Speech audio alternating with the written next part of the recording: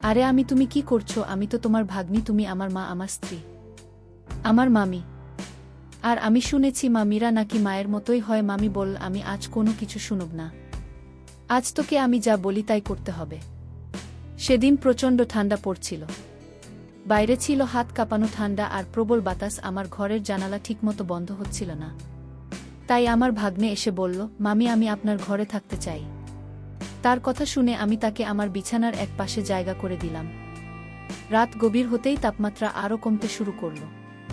হঠাৎ সে বলল, আমি ঠান্ডায় আর টিকতে পারছি না, আমি আপনার পাশে সব। আমি কিছু না ভেবে তাকে পাশের জায়গা দিলাম। তারপর মাঝরাতে হঠাৎ সে আমার সাথে এমনটা করতে পারবে আমি তো ভাবতেই পারছি না। আজকাল ভাগ্নেরা এমন চরিত্রহীন হয়ে থাকে। আমি রূপা, আমি দেখতে অনেক সুন্দর ছিলাম।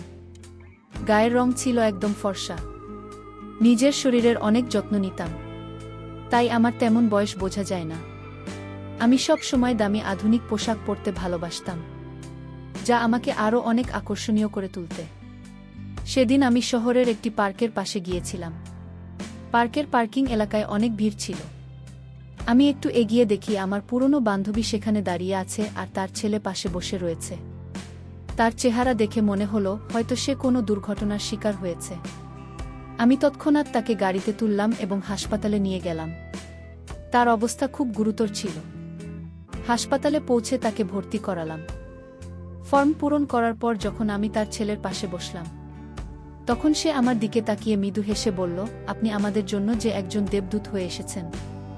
ধন্যবাদ। ছেলেটির বয়স হবে, সে হয়তো তখনও আমাকে চিনতে পারেনি। আমি তাকে বললাম, আমি তোমার মায়ের পুরনো বন্ধু। আমার এই কথা শুনে সে একটু স্বস্তি পেলাম। এরপর আমি তাদের পাশ থেকে যতটা সম্ভব সাহায্য করার চেষ্টা করলাম। সেদিনের সেই মুহূর্ত আমার জীবনে খুবই স্মরণীয় হয়ে থাকবে। এটা আমাকে আরও একবার মনে করিয়ে দিয়েছে জীবন কতটা অনিশ্চিত, আর সাহায্যের হাত বাড়িয়ে দেওয়া কতটা জরুরি। আমার নাম শুভ। আমি সেদিন তোমার সঙ্গে দেখা করতে যাচ্ছিলাম, কিন্তু পথে একটি মর্মান্তিক ঘটনা ঘটে গেল। আমার বান্ধবীর ছেলে বলল, হাসপাতালে পৌঁছে যখন তোমার মায়ের খবর জানতে চাইলাম তখন তুমি ভয় আর ওষুধ ভেঙে পড়েছিল। আমাকে জড়িয়ে ধরে তুমি কাঁপা গলায় বলেছিলেন, আমি মাত্র ঠিক হয়ে যাবে, তাই না? ডাক্তাররা তোমাকে ভিতরে নিয়ে গেল কেন? মায়ের কিছু হবে না তো? তার এই প্রশ্নগুলো যেন আমার হৃদয়কে বিদ্ধ করছিল। আমি তার মাথায় হাত রেখে বললাম, চিন্তা করো না, আমরা সবাই তোমার পাশে আছি, কিছুই হবে না। আমার কথা শুনে সে একটু শান্ত হল। কিছুক্ষণ পর ডাক্তার বাইরে এলেন এবং আমাকে একান্তে তার কেবিনে ডেকে নিলেন। আমি আশঙ্কার সাথে তার কথা শুনছিলাম। ডাক্তার জানালেন তার মায়ের মাথায় আঘাত লেগেছে, আর সেই আঘাতের কারণে তিনি কোমায় চলে গিয়েছেন। তার কথা শুনে আমি স্তব্ধ হয়ে গিয়েছিলাম। ডাক্তার আমাকে জানালেন যে আমার বন্ধু শিবানীকে পুরোপুরি সুস্থ হতে সময় লাগবে, কয়েকদিন, কয়েক মাস বা এমনকি কয়েক বছর। তার অবস্থার গুরুত্ব বিবেচনা করে তাকে আইসিইউতে রাখা হয়েছে। ডাক্তারদের কথা শোনার পর আমি বাইরে শিবানী ছেলের সঙ্গে কথা বললাম। তাকে বললাম, ডাক্তার বলেছেন তোমার মায়ের চিকিৎসা চলবে, আর তাকে কিছুদিন হাসপাতালে থাকতে হবে। আমার কথা শুনে সে উদ্বিগ্ন হয়ে বলল, তাহলে আমি কোথায় থাকব? মা যদি এখানে থাকেন আমি একা কিভাবে থাকব? আমি তাকে আশ্বস্ত করে বললাম, তুমি চিন্তা করো না, যতদিন তোমার মা সুস্থ না হন তুমি আমার সঙ্গে থাকবে। তোমার মায়ের জন্য হাসপাতালের সমস্ত দায়িত্ব আমি নেব, কারণ সে আমার খুব কাছের একজন বন্ধু। এরপর আমি জানতে চাইলাম, তোমার বাবার কথা কি ভাবছ? তিনি কোথায় আছেন? সে মাথা নিচু করে বলল, মায়ের সঙ্গে বাবার ঝগড়া হয়েছিল, তারপরে মা রাগ করে আমাকে নিয়ে এখানে চলে এসেছিলেন। আমি বাবার কাছে ফিরে যেতে পারবো না, কারণ তার কাজ বাইরে, আর তিনি এখন কোনো গ্রামে আছেন তাও জানি না। এমনকি আমি নিজেও তার সঙ্গে দূরত্ব বজায় রেখেছি। হয়তো তিনি আমার উপর রাগ করেছেন। আমি তাকে বললাম, তুমি এসব নিয়ে চিন্তা করো না, যতদিন তোমার মা সুস্থ না হন তুমি আমার সঙ্গে থাকবে, আমরা একসঙ্গে সবকিছু সামলাবে। তারপর আমরা দুজনে হাসপাতালের পরিবেশে থাকতে পারছিলাম না, তাই আমি একজন নার্সের সঙ্গে কথা বললাম এবং তার সাহায্য চাইলাম যাতে শিবানীর চিকিৎসার প্রক্রিয়া সঠিকভাবে এগিয়ে যায়।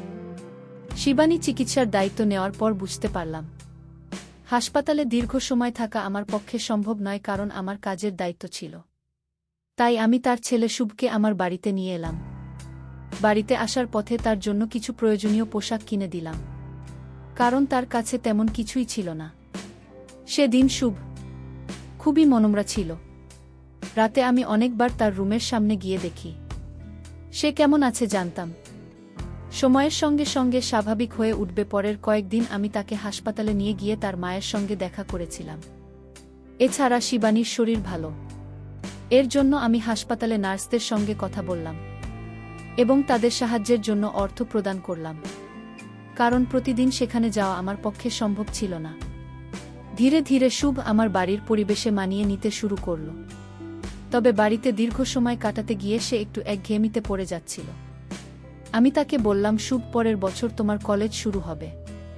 তোমার শরীর ভালো আছে, তুমি যদি চাও তাহলে জিমে ভর্তি হতে পারো। আমার পরিচিত একটি ভালো জিম আছে, সেখানে তোমার ভর্তি করিয়ে দিতে পারি। এছাড়া তুমি ডান্স ক্লাস বা মিউজিক ক্লাসেও যোগ দিতে পারো। এতে তোমার সময় ভালো কাটবে এবং একঘেয়েমি দূর হবে। প্রথমে সে দ্বিধা করলেও আমার উৎসাহ এসে জিম এবং ক্লাসে যোগ দিল। ধীরে ধীরে সেখানে তার নতুন বন্ধুরা তৈরি হল এবং তার মন ভালো হতে লাগল। শুভ এখন নিজের জন্য আরও যত্ন নেওয়া শুরু করুন। জীবন নিয়ে তার দৃষ্টিভঙ্গি ধীরে ধীরে বদলে যাচ্ছিল।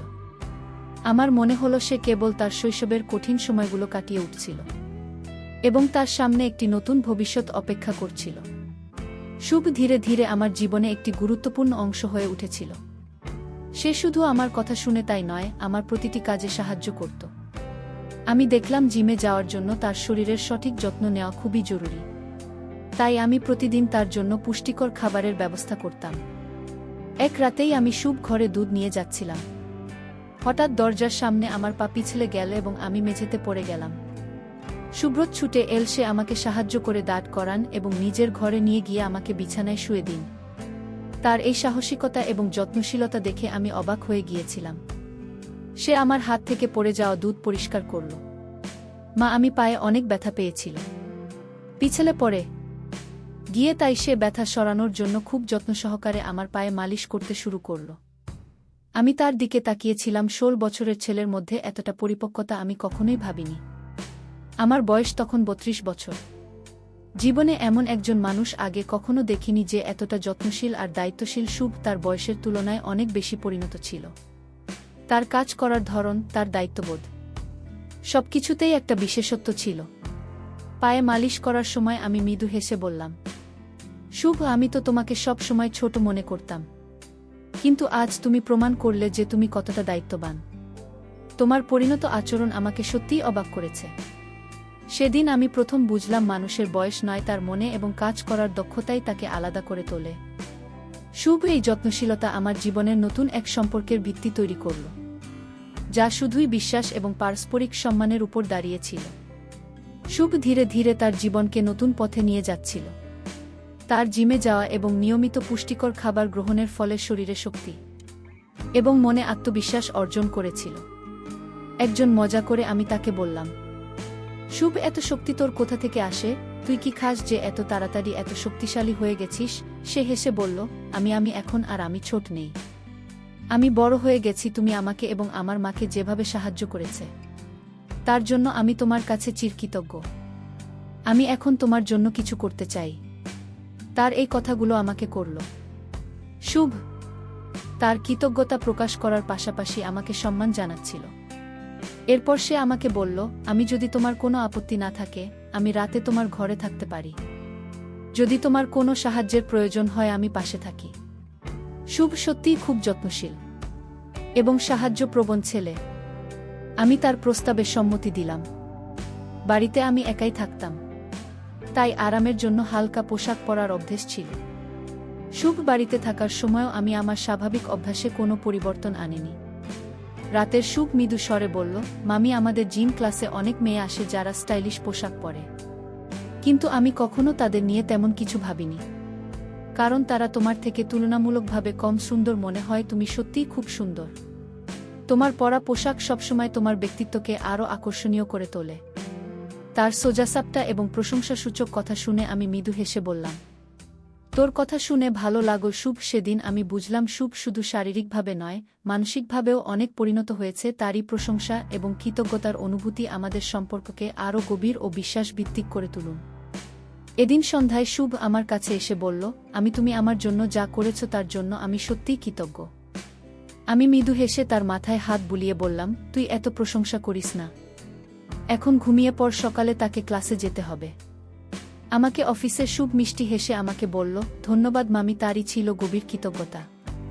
আমি তার এই কথায় মুগ্ধ হলাম, কিন্তু আমার মনে হলো এটা শুধু তার ভালোবাসা আর যত্নের বহিঃপ্রকাশ। পরের দিন সকালে আমি অফিস যাওয়ার আগে শুভকে তার ক্লাসে নামিয়ে দিলাম। সকাল বেলায় ক্লাসে যেত আর বিকেলে জিমে। দিনগুলো এভাবেই চলছিল, কিন্তু কয়েকদিনের মধ্যেই আমি লক্ষ্য করলাম শুভর আচরণ কিছুটা বদলে গেছে। বিকেলে যখন আমি তাকে জিম থেকে আনতে যেতাম, তখন সে তার বন্ধুদের সঙ্গে কথা বলত, কিন্তু আমাকে দেখার সময় তার চোখে একটু অস্বস্তি লক্ষ্য করতাম। বাড়িতে ফিরে তাকে কিছুটা উদাসীন ও বিরক্ত মনে হতো। একদিন আমি তাকে জিজ্ঞাসা করলাম, শুভ, তুই এত চুপচাপ আর বিরক্ত কেন? কিছু হয়েছে? শুভ একটু দ্বিধা করে বলল, আমি সত্যি বলতে, তুমি আমার এই চুপ থাকার কারণ। যখন তুমি আমাকে জিম থেকে নিতে আসবে, আমার বন্ধুরা তোমাকে নিয়ে কথা বলে। তাদের কথা শুনে আমার খারাপ লাগে। আমি অবাক হয়ে বললাম, কেন খারাপ লাগে? ওরা কি বলে? শুভ বলল, তারা তোমাকে নিয়ে হাসি তামাশা করে। শুধু আমার বন্ধুরা নয়, বরং ছেলেরাও তোমাকে দেখে তুমি যেমন আছো তেমনি থাকো।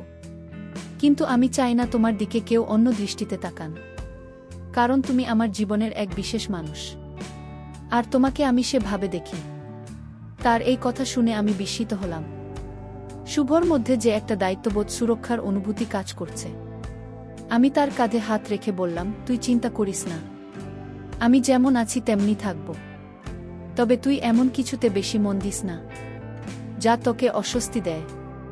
সেদিন বুঝলাম শুধু শুধু বড় হয়, মানসিকভাবেও অনেক পরিণত হয়েছে। তার এই যত্নশীলতা আমাকে তার প্রতি আরও মমত্ববোধপূর্ণ করল। সেদিন সন্ধ্যায় শুভ আমার কাছে এসে তার চিন্তাগুলো শেয়ার করেছিল। তার মুখে একটা গভীর চিন্তার ছাপ ছিল। আমি তাকে জিজ্ঞাসা করলাম, তুমি এত চিন্তিত কেন? শুধু একটু ইতস্তত করে বলল, মামি, আমি আসলে বলতে চাইছিলাম যে তুমি শুধু আমার আপন। তার এই কথায় আমি একটু হেসে বললাম, এটা তো জানি, কিন্তু তুই এত সিরিয়াস হচ্ছিস কেন? শুভ লজ্জা একটু মাথা নিচু করে বলল, আমি আসলে তোমাকে খুব ভালোবাসি, কিন্তু মামি হিসেবে তুমি আমাকে এত সাহায্য করেছ, সেটা আমি কখনো ভুলতে পারব না। সেদিন রাতে সে আবার আমার ঘরে এসে ঘুমানোর বায়না করল, কিন্তু আগের দিন রাতে তার ঘুমানোর সময়কার অস্থিরতা দেখে আমি তাকে তার নিজের ঘরে ঘুমানোর কথা বললাম, তুমি নিজের ঘরে ভালো করে ঘুমাও, আমি তো পাশের ঘরেই আছি। পরের দিন অফিস থেকে ফিরে আমি শুভকে জিম থেকে আনতে গেলাম। আমি সেদিন একটু ভিন্ন পোশাক পরে গেলাম, যা আগের দিনের পোশাকের চেয়েও একটু মডার্ন হবে। যখন জিমের বাইরে দাঁড়িয়ে স্কুটি হর্ন বাজাচ্ছিলাম, শুভ জানালা দিয়ে আমাকে দেখছিল। তার কয়েকজন বন্ধু তখন তার সঙ্গে ছিল। আমি তাকে একটু তামাশা করার জন্য চমকে দিতে চেয়েছিলাম। কিছুক্ষণ পর শুভ দৌড়ে এসে আমার পিছনে বসে বলল, তুমি যা করছো সবই আমার জন্য স্পেশাল, কিন্তু তুমি এমন করে আমাকে আর চমক দিও না। তার এই সরল কথায় আমার মন ভরে গেল। শুভ ধীরে ধীরে পরিণত হচ্ছিল তার যত্নশীলতা। আমি প্রতিনিয়ত মুগ্ধ হচ্ছিলাম। এটাই ছিল আমাদের সম্পর্কের গভীর বন্ধন, যেখানে আমরা একে অপরের প্রতি মমতা ও ভালোবাসা দেখাতাম।